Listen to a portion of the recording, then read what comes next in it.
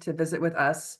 The programming committee had seen that she had been traveling around to a lot of different really fun conferences and really exotic places. And so we thought, well, maybe she'd want to come and just talk to us about all her trips and all the people she's meeting. And she said yes.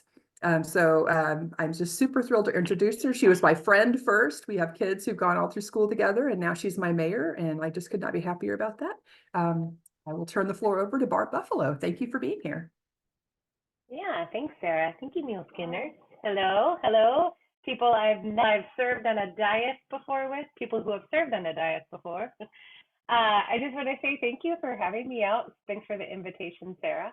I guess I feel like I should say this. All of the travel to China and Dubai was not city paid for.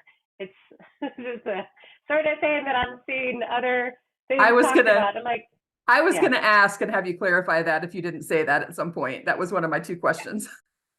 Yes, yes. It's kind of sad. Like I put it out there on every press release, everything we've done, but I'm still seeing it. So I just wanted to say that first. So I don't have slides. I was going to talk about this. It would just be pictures of the event, really, if we did anything. So if there's time at the end, I do have some kind of slides that were put together by one of the researchers that traveled with us on our China trip that might be interesting for the group to see if we have time.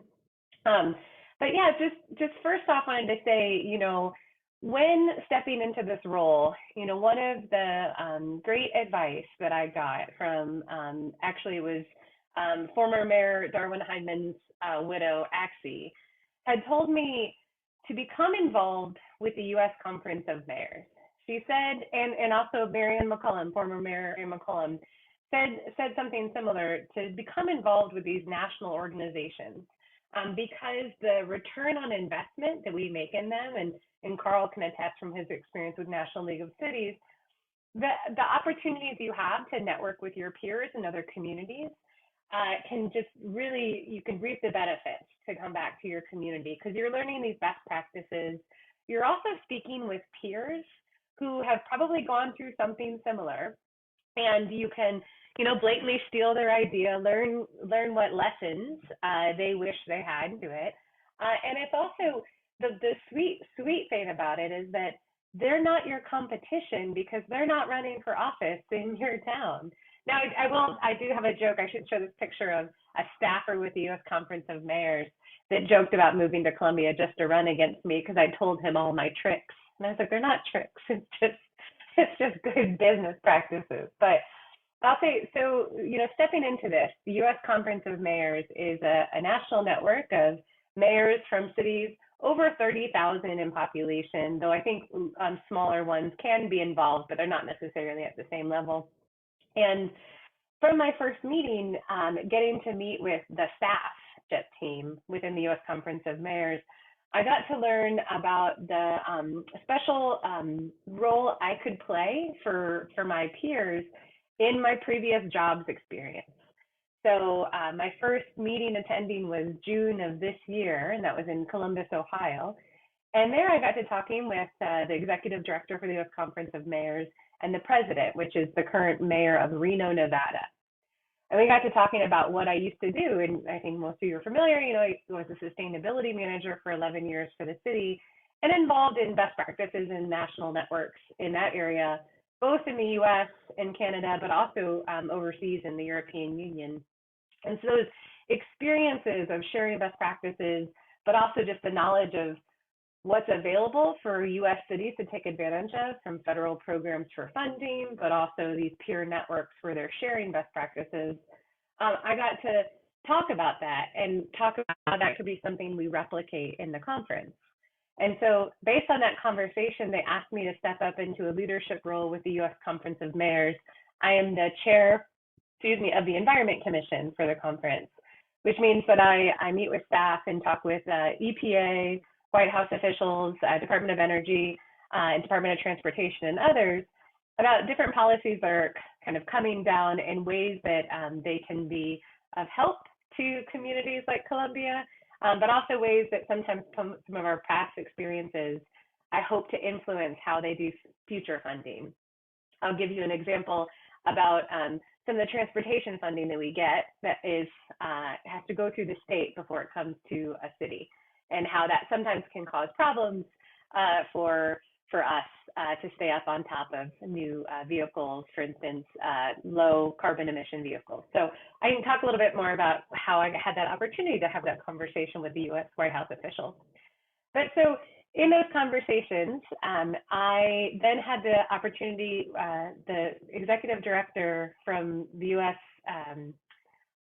China Heartland Association reached out about whether or not I would be interested in participating in a trip with them to China.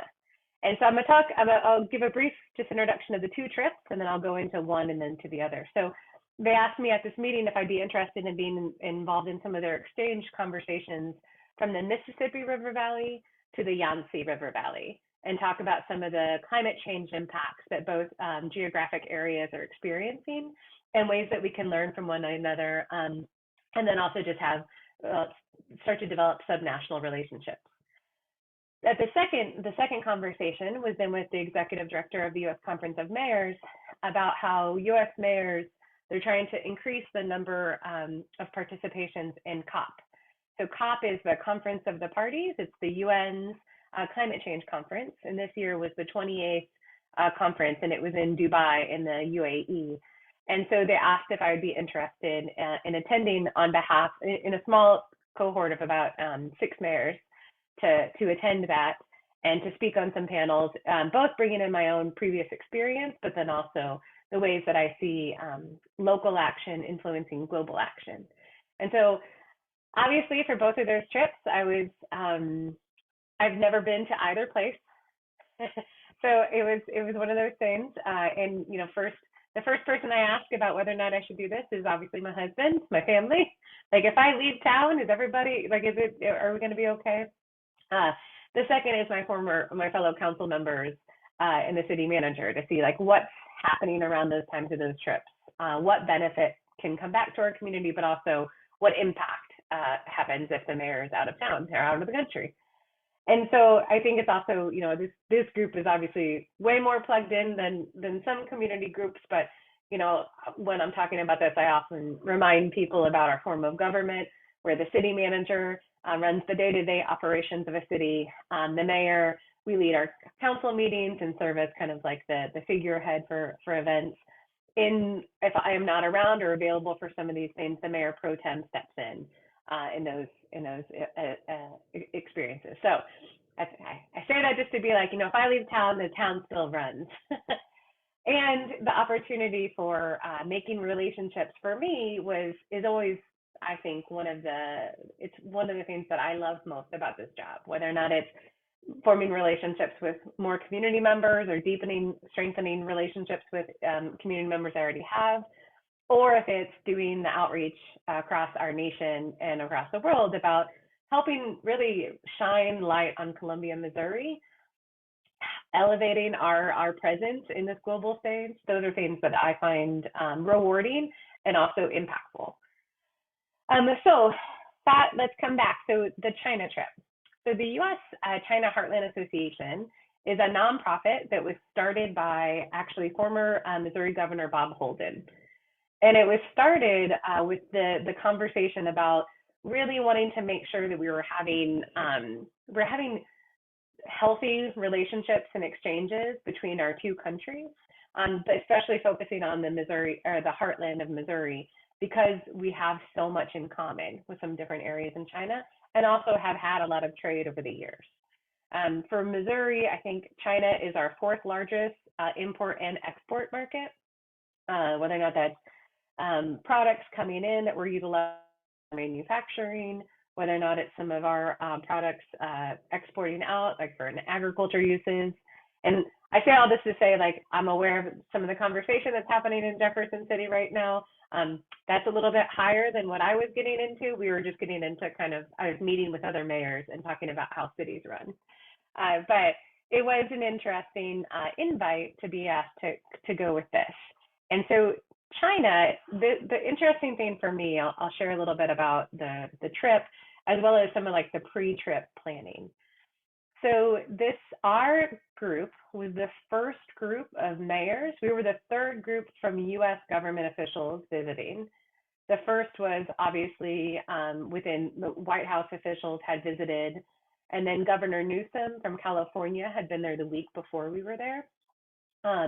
But we were the first group, especially of mayors, to be visiting China since 2019, so before the pandemic.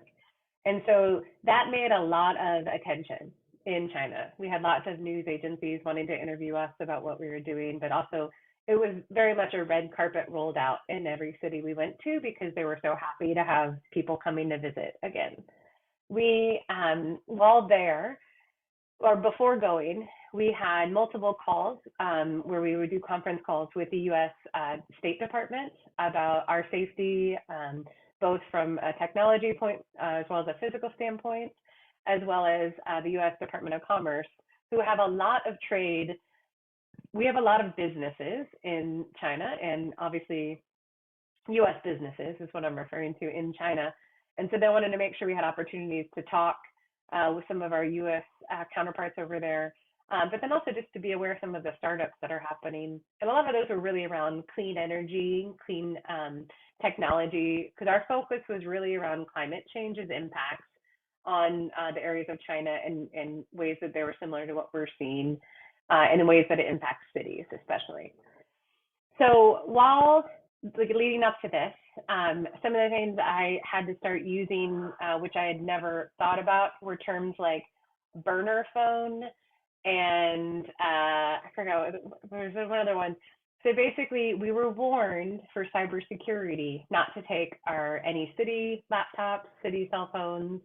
I didn't even take my personal cell phone, which kind of like was a little bit frustrating at times because I wanted to like share pictures of like, to Twitter or something, the things that I was seeing. But I was actually, never mind. It was great. I had a social media detox and it was fantastic. I cannot encourage it enough to completely unplug and don't pay attention to Facebook, Twitter, Instagram, any of it. It was nothing.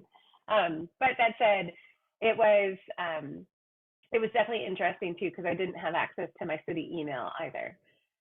Because we were worried about just to be safe, because obviously cybersecurity is a big deal. And even though I don't have like the nuclear launch codes, I do have, potential access to sensitive nature. So that was an interesting thing to get ready for when I was leaving town. When we arrived, so our trip. So we went to, and actually I am going to bring up slide, Sarah, do you think? I haven't looked to see. Okay, let me bring it up because I have a map to show you where I went. Okay, okay. Let me bring this up then. Sorry, I had to bring up the slide first so I knew where I was. Otherwise, we end up looking at whatever you were working on before you got on this call, because you probably have 50 tabs open like I do. Yes, I think that it is this one. Let's try. Okay, do you all see a trip overview and 6 attractive people all around the sculpture? Yes, ma'am. All right, so this is, it was a group of, ironically, both these trips were groups of 6 mayors. I don't know if that's the special sauce or whatever it is, but on the left you have, actually former, because he just ended December 31st, that's Mayor Jim Branhard. He is the mayor of Carmel, Indiana, which is a suburb of Indianapolis. He's the longest serving mayor he just finished up like one of the longest serving mayors, and he knew Darwin. He worked on U.S. conference things with Darwin. And then you obviously have me, and then you've got Lumumba, Mayor Lumumba. He is the mayor of Jackie. And then Robin Tannehill, Mayor Tannehill is the mayor of, oh my gosh, I just blanked on this. It's that Mississippi, where University of Mississippi is. Oh gosh. See, I haven't been with these people for like a couple months and I've completely blocked where she is in Mississippi. Oxford. Yes, Oxford. Thank you. Yes. Mayor of Oxford, Mississippi, which apparently has more roundabouts per capita than any other U.S. city. And then you've got Mayor Kim Norton. She is the mayor of Rochester, Minnesota. and then Mayor Lee Harris, and Mayor Harris is from Memphis County, or Shelby County, which is where the city of Memphis is located. And so the six of us had never actually interacted before. The most interaction I've had was maybe just talking to Shokwe Lumumba at a U.S. conference meeting in December. And then Kim Norton and I are on a group of women mayors that text back and forth with each other. So that's the most we've ever experienced. So where we started off was we flew into Hong Kong. And I have up here, just really quick, the populations, because I will tell you, when first talking about this trip, they would say, you know, like, oh, so we're going to go to this one city, which is a university city. So like you and with universities might really relate. Let me tell you, like when they say university city, it's nothing like a university city that I'm used to going to. So Hong Kong was our first stop, and really that was just to help establish some of like just to ground us, but also meet with some of the U.S. conference commerce people, because we met with some business incubators and got to see the University of Hong Kong, which was really cool to get to see some of the students and some of the research that they're doing, especially around climate action and some of the different actions that cities can do. From there, From there, we went to 4 other cities. So we went to Wuhan. So the rest are all along the Yangtze River. So Wuhan, population almost 14 million people. From there, we went to Nanjing, which is actually the sister city of St. Louis, Missouri. And Nanjing is 9.5 million people. In Suzhou, we got to attend population 12.7 million. And we got to attend the U.S.-China Sister Cities Conference while we were there as well. And then Shanghai, which was, close to 25 million. Shanghai was very much the most of like a European city that we saw. And I'll just say, you know, obviously Wuhan we've heard of. Before the pandemic, I had never heard of Wuhan. And I can say the same for Nanjing and Suzhou. I had never heard of any of these cities. And then it was very, very, all of the mayors on our trip, we just talked about how eye-opening it was that we live in a very advanced culture and that we still don't know so much about the world. And just, you know, the stories that I hear about China are completely, I feel, different than the feeling I got meeting people while there. And I couldn't stress enough to people just like how, you know, we're such a small piece of this really global world, but there's all these small pieces, and the relationships that you're forming with others across the nation is just, I can't say it enough of how impactful it was. And just a quick note, this is just one of the other sides we were talking about.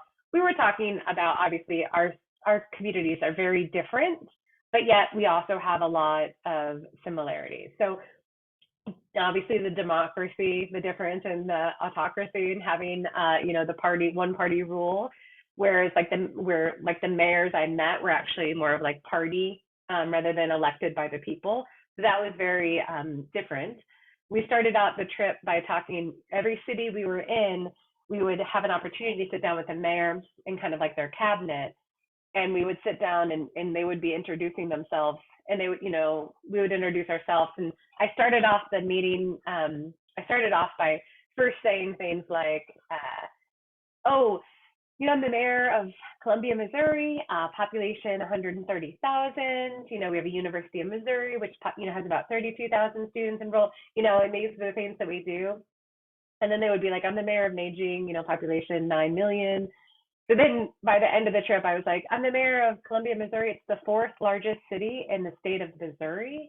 And just kind of like just saying it in different ways. So, but when we went on to then, we talked about actually the things that we do have, right? So the things that we're thinking about, environmental protection, neighborhood protection, the quality of life of our residents, and like the ways that we want to invest to provide economic opportunity and upward mobility of our communities. And so I'm going to now stop because it's not as exciting anymore on these things. There. Okay. Oh yeah, Sarah.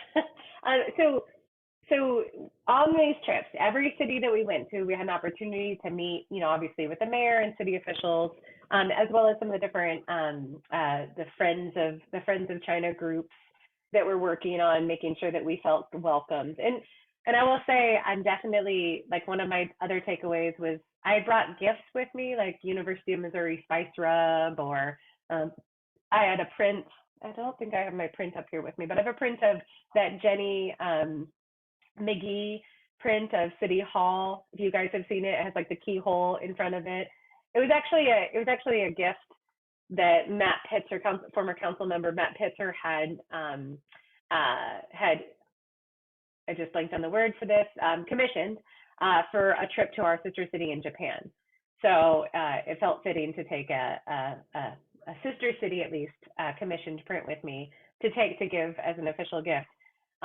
Y'all, their gift giving was very impressive. Like, I have a embroidered peony in a frame, and the box that it's in is nicer than any box I've ever gotten before. So I was like, okay, we need to up our game. When people come to visit us, I need to give better gifts to them, so they also have to ship things back home, I guess. I don't know, but it was very cool. I felt very welcome. But some of the things that we saw, it was interesting. In each city, we like to try to go visit some sort of either cultural site or a site that has something that we could kind of have a takeaway.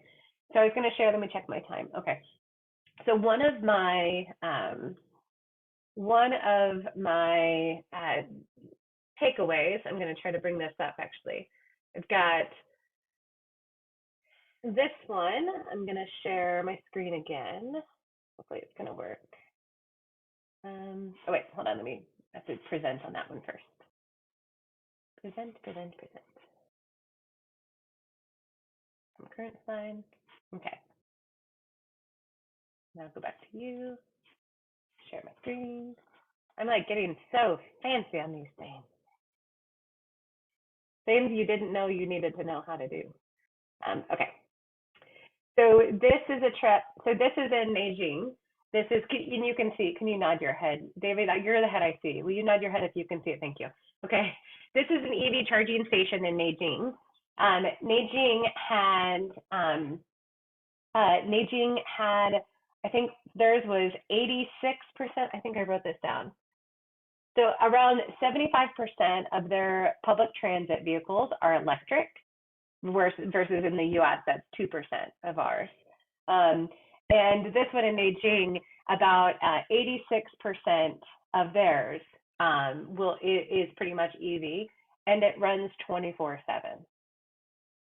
Their public transit runs 24/7. So on this trip, I also learned some of the questions are ones that I'm not supposed to ask, because I asked what the salary was of a transit employee, because I was really asking, and I think I didn't ask like those city officials. I asked one of my Chinese counterparts they're traveling with us, and they were like, we don't talk about salaries. And I'm like, okay, I was just wondering, because one of the things that we talked about was the fact that in Colombia, right, workforce shortage is one of our biggest issues. The reason why we had to combine routes was because we're understaffed on drivers. So I was kind of wondering, like, how did they get people to do this? The other thing that we did, I'm gonna go on to the next one. Let's see. Yeah, that's just the numbers.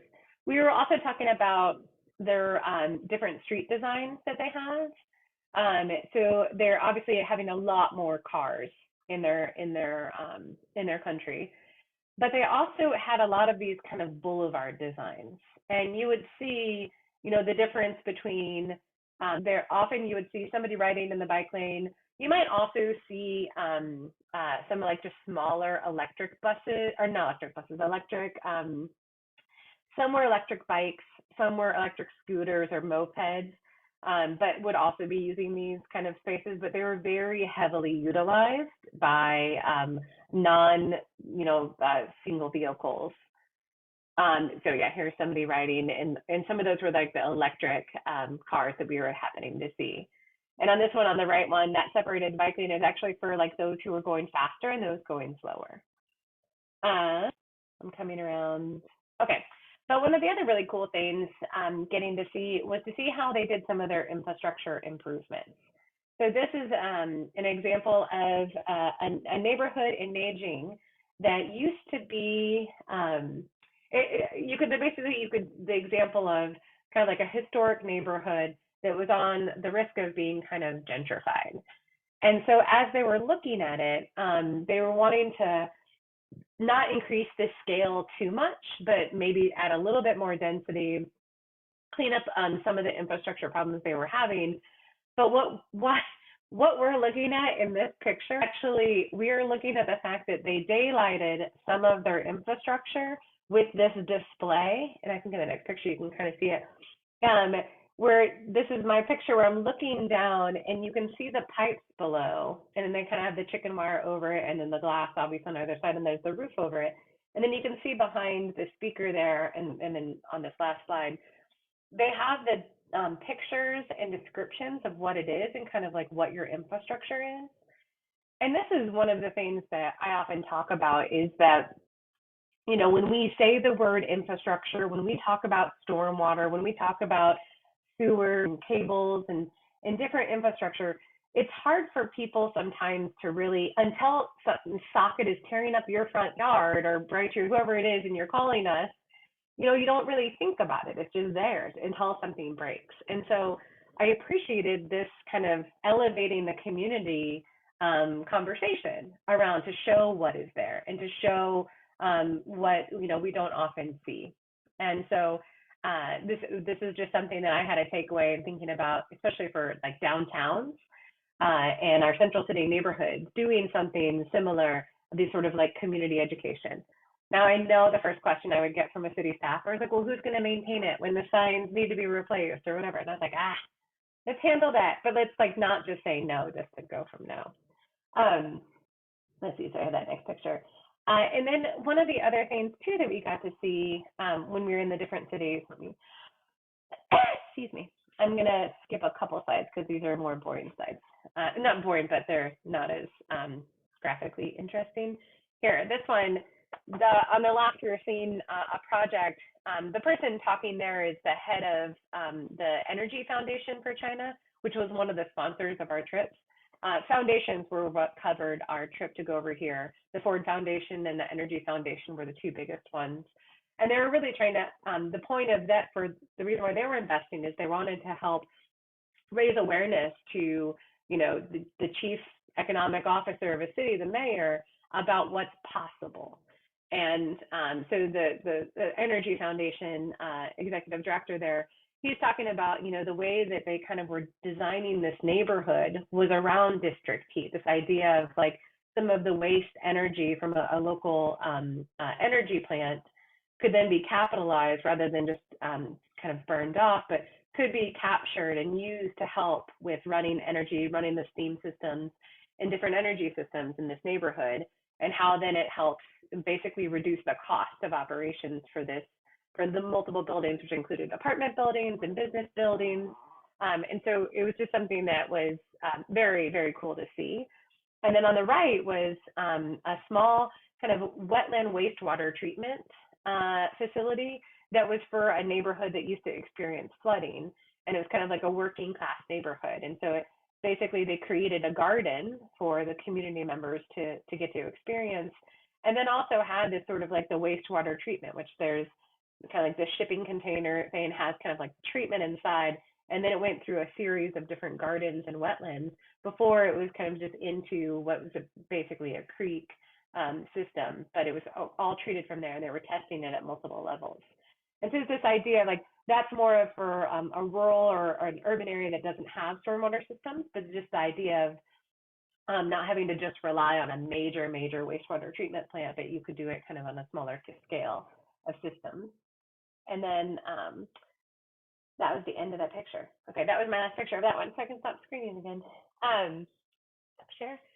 So the trips, I will say, for the China trip, my biggest takeaways were really just how much I value getting to talk to people from there, whether or not it was the mayors who were a little bit more, they were a little bit more, you know, obviously say like formal, not as candid. Though some of their deputy mayors were a little bit more kind of candid with some of their experience.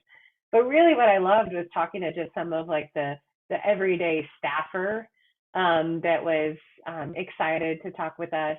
One woman that was with us for a lot of the trip, she's kind of helping be our staff. She was she had lived in California for a period of time, and her son, who was now like 14, we were talking about we were kind of just relating on having teenagers and talking about screen time and just, schooling and instruments that they played. And it was just, I don't know, it was really lovely to have this experience with somebody that I probably would never have met normally. But just to remind both of ourselves about like, regardless of the country's ruling, like at the end of the day, you want a safe place to live. You want your kids to have a good education. You want them to be safe, but you also want them to be culturally rounded. And so we talked a lot about the opportunities for exchange, right? So right now, the number of US students in China is like 300, whereas like it used to be, in the tens of thousands. And how part of that, is that fear over travel, the fear of what's going to happen if you kind of break the rules. And so for me, it was kind of having those conversations about how do we help dissuade that? How do we make sure those, because you don't want to just ignore it as a possibility. So, before I went, besides the meetings with the U.S. Commerce and the State Department, I also took advantage of our own international studies program and international affairs at the university, and met with our Asian affairs office and kind of touching base on things to think of when I go, but then knowing what programs we have for students and also scholars to go both ways. And then one of my other things that I really had a big takeaway from this one on was the need for workforce exchange. So besides just students and youth, this idea of, when I talked with the transportation office there in Nanjing, this idea of like, often, we're kind of, you're often stuck in your job and you're doing what was done before, you're doing what needs to be done. And we don't give as much flexibility for this idea of trying out possibility. And so, but sometimes what can help you at least imagine that the possible could be probable is if you see it somewhere else.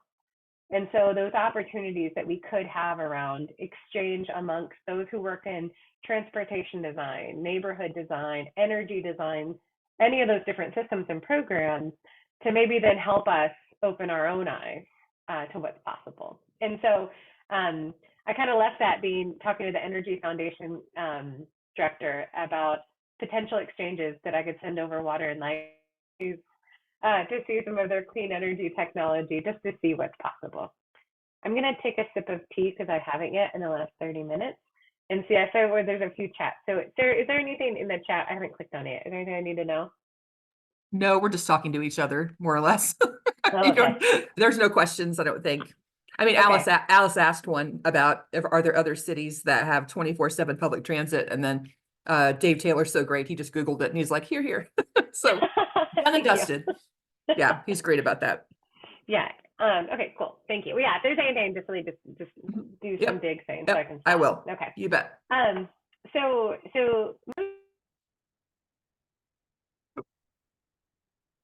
oh, thank you. I was trying to mute myself and I muted you. Sorry about that. It said the host would like to mute you. Okay. It's okay. You're not alone. There's other people in this community that would like me to be muted as well. So that trip was like October. I think we left like October 28th and then got back November 8th. I think so. It was a little bit under 2 weeks, but it was so very, very meaningful and impactful. One of the if you've met me in person, I'm kind of a hugger. I'm a very personal person. It's because I'm like 5 feet tall, but I definitely left with like new friends. So like, different people that want to kind of come over to Columbia, Missouri and get to see us. So they want to send their kids over here to go to university. And I was like, for sure, like, they can stay in my basement. I don't know. but it was just really, really lovely to get to go there. I was so thankful to the U.S.-China Heartland Association for their really smart ownership and arrangement of it. With us, in addition to the 6 mayors, I mentioned that I had a researcher. We had 3 researchers with us, 2 from Purdue University and 1 from Princeton, who were doing kind of research on the cross collaboration and opportunities. And so they're writing up a report on kind of like the takeaways that we had from that. So I'll make sure to share that once that is out. So moving on, in the end of November, I flew out after our special council meeting, the second ward representative. Also, besides just visiting 2 countries, the things I've had to do this year that was not expected as the mayor is just shocking to me. That like the having interim mayor pro tems and then having to appoint a person. It's just been a wild year, y'all. Like I kind of had talked to previous mayors and I was like, did you have to do as much as these unexpected things? But yeah, that aside. I left town for the UAE. So when actually for both of these trips, I struggle with reminding to talk about the actual trip because all I want to talk about is like how long the plane ride was because it was so long. The plane ride to China, we flew from San Francisco because we met with one of their consulates there, San Francisco to Hong Kong, and that was about that one 14 hours, something like, because I think it was 12 coming back. I can't remember what, but long trip. And then this one was again like a 15-hour trip from Dallas to I flew into Qatar and then over to Dubai. So it was definitely a long trip. We'll say in COP28, Dubai was a city unlike any other place I'd ever been in my entire life. And I've traveled overseas. I have family that live overseas.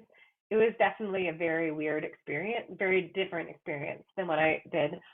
The best way I can describe Dubai, and I don't know if anyone's been to Dubai that's in the group, but best way I've been, you've been there, what have you? What is it really? Al, did you raise your hand that you've been to Dubai?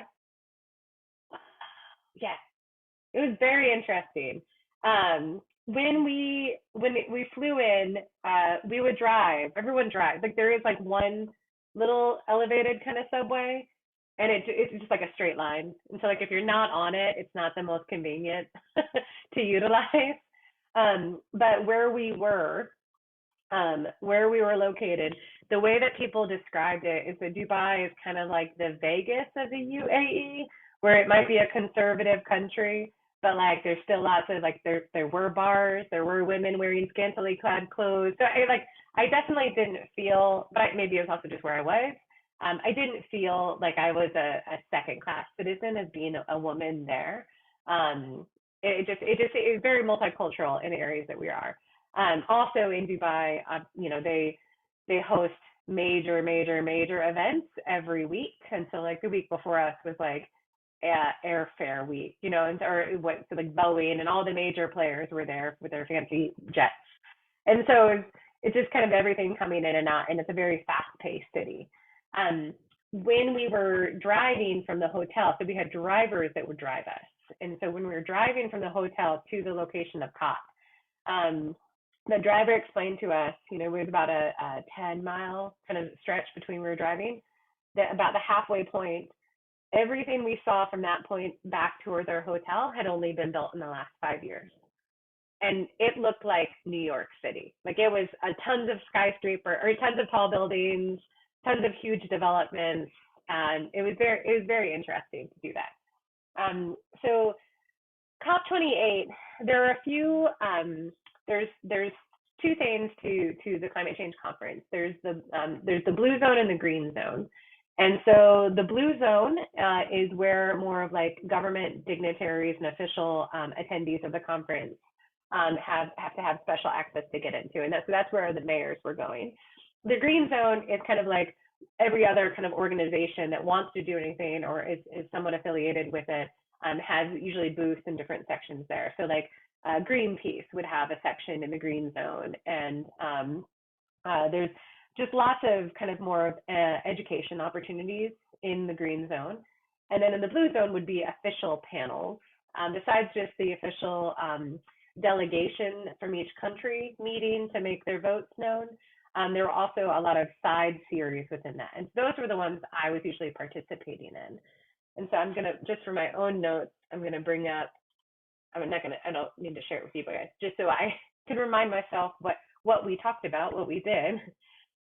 So for me, I was one of 6 mayors participating on the official delegation of the U.S. conference. A few other mayors came over for the weekend for part of a Bloomberg Local Climate Action Summit, the first one of its kind, where we kind of did, but it was mostly U.S. focused. There were a few other international mayors there that have been part of like the Bloomberg Harvard series that I'm participating in this year. So with me as part of the official delegation, was Columbus Mayor Andy Ginther. He's the vice president of the U.S. conference.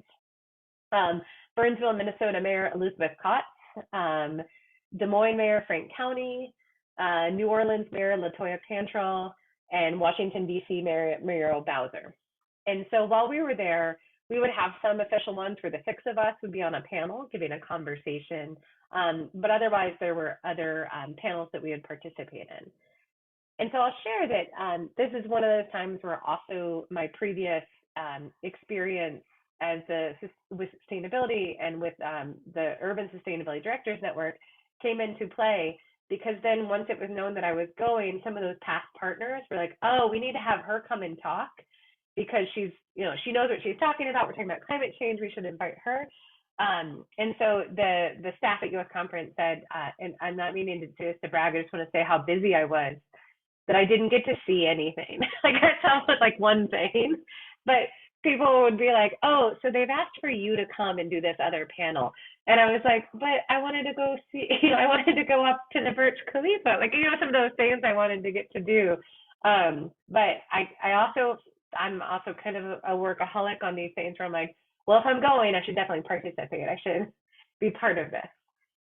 So I'll just run through a few of the different meetings I did and what some of my takeaways were. So the Conference of Mayors, the COP28, one of the things with COP28 is that those side conversations, the side panels, the opportunities for networking with some of those officials have the potential for a lot of what I see as return on investment for Columbia. I mentioned earlier that conversation, with the DOT funding that comes through the state. So on I think it was Monday or Tuesday while I was there, I got to meet with the Undersecretary of Transportation for the U.S. Department of Transportation. And we were talking about clean energy technology and clean vehicle technology. And I was talking about how sometimes we're limited when we apply for the funding that comes through the state because they want to evenly give it out throughout the state, which I'm not against, except for when some of those cities like don't have a transit system, where I'm like, we have a transit system that serves a large population. I would like to at least compete for that funding against other transit systems like ours, as opposed to with a smaller, who maybe don't have anything yet, it's just more of like just to understand maybe like the nuances of the different funding programs and how it might be better if we're going from DOT and then the state is in charge of making sure the rest of the state is also. So we're not necessarily having to compete against some of my like surrounding cities in Boone County. Like I want them to be supported, but I think they could be better supported through that state funding. So having that conversation, you might say, well, you went all the way to the UAE to have a conversation with somebody from the Department of Transportation. And I'm like, yeah, because when I go to DC, like next week, I'm going to DC for the U.S. Conference of Mayors. I'm going to be there with like 200 other mayors. And Columbia, Missouri is not going to rank high on their excitement to talk to. So I was like, if I'm going to have an opportunity and I'm one of 6 mayors, I'm going to go and have a conversation because it's just, also people are a lot more candid when they're outside of DC and they're just a little bit more open with kind of what they see possible, I guess. So I say that to say that, I really appreciated all the work that was done to kind of get us out there and get us these opportunities to speak with these these groups because I'll tell you a story in a minute about something I know is going to happen next week, which I'm really excited about, and about a phone call I missed yesterday. But that's like the teaser. Like, stay till the end so you guys can hear. Okay, so one of the other meetings that I got to do while in Dubai was something called the U7 meeting. And so similar to the G7, a couple years ago, the cities within the countries that represent the G7. So I mean, some of our European Union, obviously, Japan. Trying to remember who all is in my G7, but I don't have it in front of me, so I'm not going to even embarrass because I don't want to forget anyone, you know. For us, for the U7, they decided to make up something so the cities would have a voice that could help take some of the conversations that were happening on some of these like large scale agreements to help understand the impact of some of these decisions on the actual people that have to implement them. So, you know, it's one thing for the U.S. to commit to something. It's another thing if it's not possible or like we need assistance in the cities to get it done. And so I had the opportunity to represent the United States on the U7 one. So at this U7 meeting, I was sitting with a mayor from Finland, a mayor from Sweden, the Italian government's special envoy in climate change, as well as somebody from ICLEI, which is a global network of kind of sustainability efforts and actions. And so sitting there and talking about, you know, the way that some of these global, the decisions are made and how we have the opportunity for regional collaboration. And I also brought up my workforce exchange idea about this idea of like how we're going to actually get the implementation done for some of our climate action. And so that was very cool to get to bring that up. And then also just to meet these amazing, both the mayors were actually women, the one that I met from Finland and Sweden. So we got to have a side conversation about what it's like to be a female mayor. They obviously had like decades of female leadership in some of their things, which but it was still really good to talk about that. Excuse me.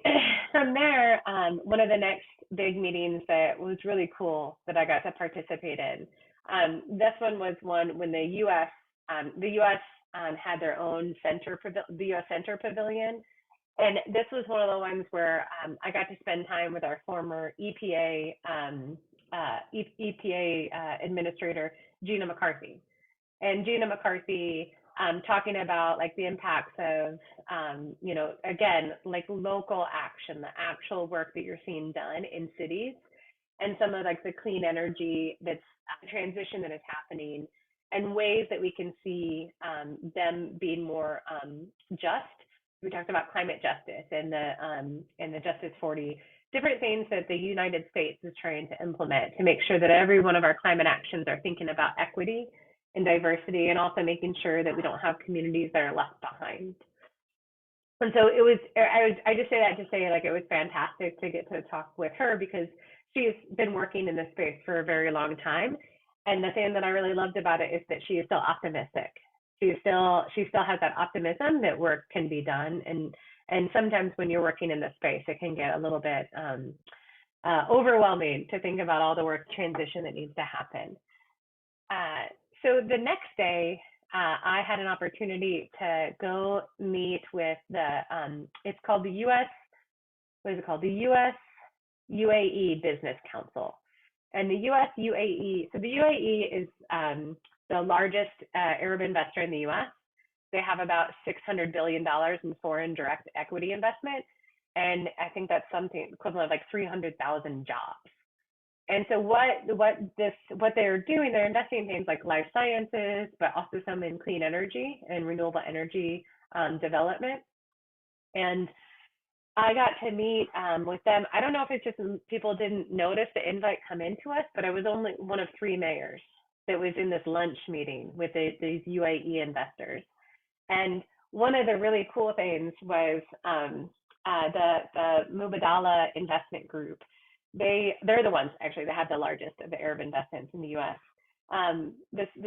We were kind of doing our introductions, you know, just really quick. Barbara Buffaloe, Mayor of Columbia, Missouri, you know, blah, blah, blah, going around. And at one of the last tables, a gentleman stands up and he said, I'm the communications person for Muleskinners Investments. I'm originally from Springfield, Illinois, which is my hometown.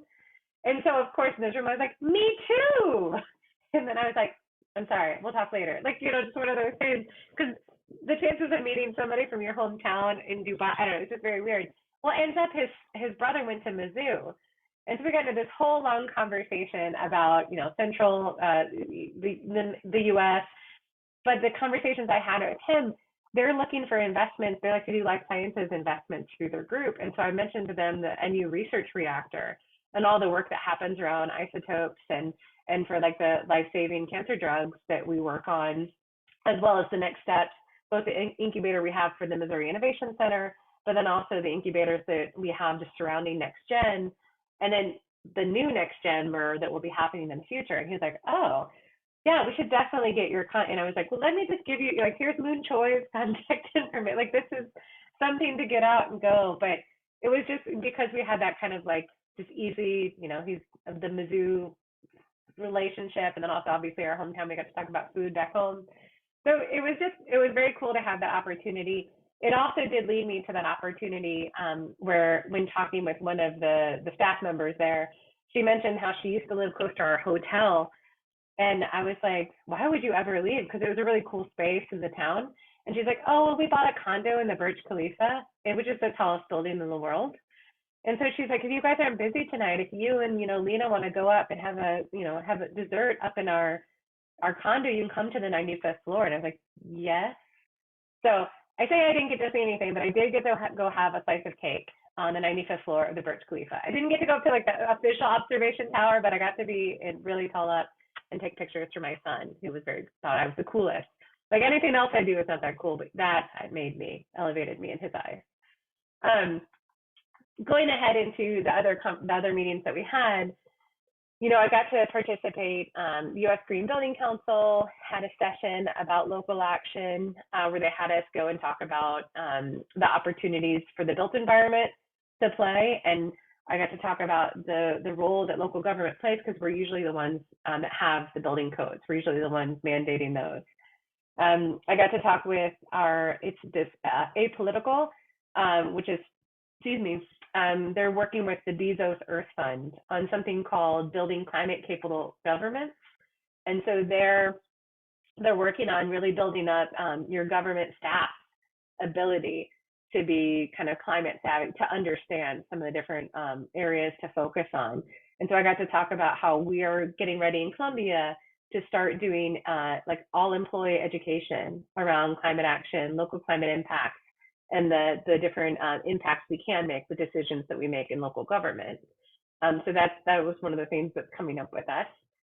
And then I mentioned the transportation, and then I'm going to stop and we'll go into questions and things. But I mentioned transportation. One of the things that we talked about was how cities are tackling extreme weather patterns through our climate action plans. And one of the things that we had talked about for Columbia, is that people often assume that climate change is impacting, like New Orleans. Latoya was there with me, the mayor from New Orleans. She's obviously talking about the impacts they're still seeing. Even Andy in Columbus and Barbara in Columbia, we're experiencing these things. Like 2021, we had a flooding event in April that caused almost $800,000, almost $1 million. We did have $710,000 reimbursed to us from FEMA. That really messed up our transportation, some of our roadways, a lot of our trail systems that we were cleaning up for months afterwards because of getting more rainfall in one 24-hour event than we normally had ever had in April. And so, just like we've talked about the last 10 years, every year is the hottest summer on record. Well, it's now, just kind of a common thing that we're saying. And so we're talking about how these things are impacting outside the coast. It's impacting Des Moines, it's impacting Columbia, Columbus, Minnesota, all. And so we talked about, from there, got into conversations with some of our U.S. officials. And so that's where I kind of like gave that teaser about the Department of Transportation, because I'm so bummed that I missed the call. But yesterday I had a voicemail from Secretary Pete Buttigieg about just wanted to say, hey, my deputy secretary said he met you. And that was really cool. I hope to see you at the US conference meetings next week. I also just want to congratulate Columbia on some of the funding that they've gotten lately for some of your Safer and Raise grants. And like, I know somebody gives him the words of what to say, right? Like, this is not, I'm not that excited, but I was still like, I have his phone number. Like, I mean, I don't know if it's really his, but he called and that was so cool. And I just love that, just kind of the circle around. I really do love these opportunities to talk about Columbia in other places. I mean, there's obviously those parts of me that will go and be like, I know we're not doing everything we could, right? Like I know there's so much more we could be doing for both like relationships, climate action, all of these aspects. I know there's so much we can do, but these help remind you to celebrate what wins you have had and to celebrate the successes and the kind of collaborations that our community members, I think I've witnessed. And so while it felt ironic to go around the world to talk about climate change on like a fossil fuel driven vehicle, I mean, all these, yes, I had all those same questions that I'm sure everybody did. But you have to kind of go where the conversations are happening.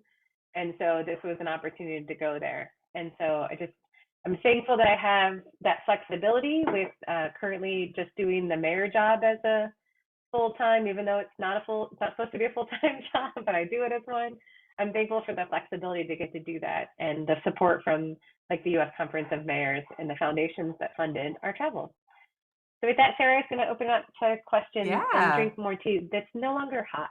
Yeah, it's like the bane of mothers everywhere. Like, when do you ever get a hot drink, but while it's still hot? So Carl or Mari, I'm not sure which, posted a pretty good, like Mari did, an opening question that just kind of a nice softball, and you could probably go on for an hour about this. You did a really nice job of talking about how you were able to kind of like bring back opportunities for Columbia, like the people you were talking to. But her question was more about, after meeting all those people and seeing all the things you saw, are there any ways that you will change your priorities or goals here in Columbia? What did you bring back for us, like other than opportunities and connections, which is still great. I mean, obviously I'm not downplaying that. Yeah, no, thank you. That I think one of the ways was that, you know, because I have that weird experience of working for the city as staff, I understand like sometimes the incremental change that needs to happen and how long sometimes things can happen. I think the thing that I really brought back was seeing how some of these other cities and countries have been ramping up. They've been seeing some of this progress happen at a faster rate than we have seen. And so it kind of lit my fire, right? It kind of lit that we can actually do more. I mean, there's some things that I understand, right? Like the cost right now. You know, we had a presentation at the end of November from the Energy Authority on what would be the cost if we went to 100% renewable like next year, you know, as soon as we could, fast as we could. Well, the cost would increase everyone's utility bills over 20%. And I'm like, okay, well, but it still had me, rather than just saying, oh, okay, so we won't do it. It was more like, well, how fast can we do? How aggressive can we do? Come back to me with an actual plan. And so that's what we asked, was like, come back with the actual plan. What are we going to do? When is it going to go? How can I change the ordinance? The other thing that was really thankful for this was talking with some of these groups. Some of these groups was about, you know, obviously right now we have a federal government that is investing in it. And that helps a lot. And that's, you know, when I was on that U7 call, you know, I've got these mayor from Finland talking about how the EU kind of mandates that they do some of these things. Like it happens at this level, which that just forces the city into it. And so I think for us, you know, if you don't have that, it really does take a lot of willpower from your community and a lot of support from those who are going to be doing the implementing. So I would say some of those kind of lit my fire on it, just to kind of get it started sooner than later. The other thing that it really helped though was for me to think about that I always try to talk and think about the long-term focus. And some of those instances, it's you can get stuck in the whirlwind. You can get stuck in the day-to-day social media fires that might be happening. And so it helped me like think about how can we really just focus on the long term and start to just I don't know, stay on that. And just Barbara, there are three more questions in the chat. I'm just going to put them all together. Were there anything you observed or anything that was talked about regarding safety issues, in particular, the prevalence or absence of guns? Second, parks and trails, and third, the status of the homeless or unsheltered, and they all refer to China. Yeah, so in China, I saw, and it might just be because of the cities we were in, I saw zero unsheltered, absolutely no. That's so from in talking to the community officials there, part of it I think is also there's a lot of expectations of keeping your family with you, so multi-generational households. And so in some of those instances, they talked about the example where, if you had a family member that was experiencing a mental health, like you kept them at home. So I'm not sure that it's a healthy solution to the problem that that caused some of our unsheltered our population to be unsheltered. But they definitely have a lot more of kind of, where they keep it inside the house. I did see as well, one of the things that we saw also in the parks and trails, there were a lot of people in China, especially. I didn't see it as much in Dubai, probably because it's just so much of a hotter country. But when we were looking at their park systems and their trail systems, a lot of people were out walking. A lot of people were kind of doing their lunches outside. In the Shanghai, the hotel we were at in Shanghai was really close to apparently the birthplace of the Communist Party. Like there's a park right there and this old building where it used to be. But lots of Tai Chi happening outside. So lots of outdoor kind of activities that people were doing on their breaks. And then almost every major street we were on had a separated bike lane, where sometimes it'd be like mopeds on it too, but definitely bikes right in the separated bike lane. And then also the beautification that they would do even on their highways, where there would be like flower planters along the highways. And it was just kind of really crazy. And then I forgot was the other one was the safety. I mean, Alex, for that one, I was definitely being escorted. I was handled, I guess you could say. And so the places where I was and who was leading me, I didn't feel unsafe. There was one time when we were in Shanghai where we walked to kind of like the river's edge to get to see that sort of like iconic nighttime background. If I were to be pickpocketed, that would be the place for it to happen. But I definitely felt safe. Streets were well lit. We didn't really see anything. David Mallory had asked, and this is a quick one, how would you describe the diversity of mayors in China? Of all the mayors you met in China, was there, I'm guessing it'd be women. Were there many women or? No. All men. Oh, that's interesting. The interesting thing to me, it was all men, the ones, the mayors. But there was, at least for the cities that we were in, I'm trying to remember the name of the group. The name of the group is kind of like the friendship group. I forget what they call it. Al, you guys might know. It's like the friendships group, which is basically like they're trying to build up the relationships within other countries, for like Friends of China friendships group. Almost like 100% of their kind of, no, it wasn't that. I can't remember. They kind of did a lot of like the international visitors and tourism and groups kind of coming through. Almost 100% of them were women, and those who were in kind of like the council governments, like those ones, a lot of them were women as well. So, but I will say the men, the mayors, their party appointed. And so the mayor in, I think it was Suzhou was the one. He's obviously high up in the party. So like you can kind of like, you know, people would joke like, oh, you met the former president or the future president of China or whatever. But so that was interesting. Mari, you've had or Carl, someone, you've had your hand up for a bit. Yeah, Barbara, it's good to see you again. And I want to tell you that I appreciate your travel and your ability to make these relationships. I was reminded, this is kind of related a little bit to Mari's question, but I was kind of reminded by your description of some of the infrastructure projects and the display of the infrastructure projects and so on. And I'm more interested in the form of government. You said that a lot of these mayors were political appointees, essentially. And we have a city manager form of government with the staff and so on and so forth, and a city council. How do you compare those? And that seems to be a much more nimble way to deal with some of these issues.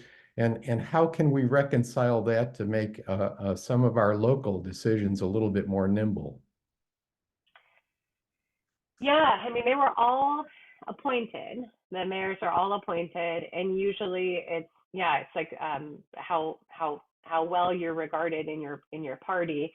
I did get to see, I mean, in parts of it, you know, those who were making the day-to-day decisions in the city were those other like department directors that are equivalent of department directors who were in on these meetings. But I'll say that in their government, like the majority of walking papers, the plans, the things are coming from Beijing.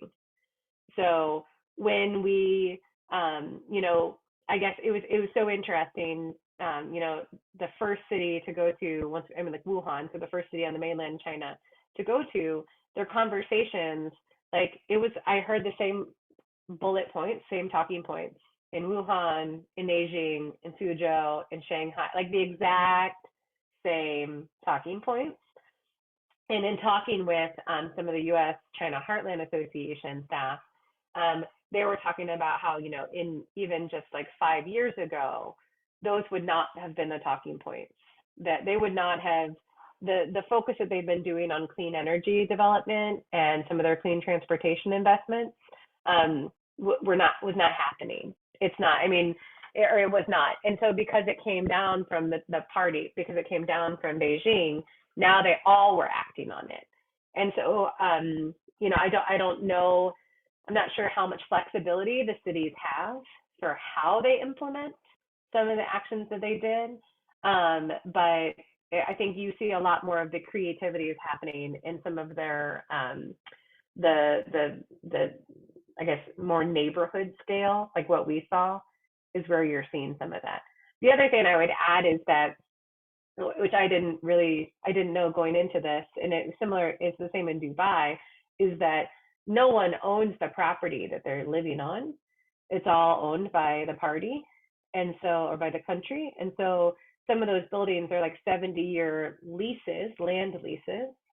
But, you know, so basically for a lot of things there were like kind of hurdles to, if you wanted to make improvements, it was like, well, you didn't know if you were going to be there. So it really did take the state to come in and make the improvements. I got to see some really not attractive buildings that were really trying to handle, you know, the population, like the increase in population as people are moving from rural to urban.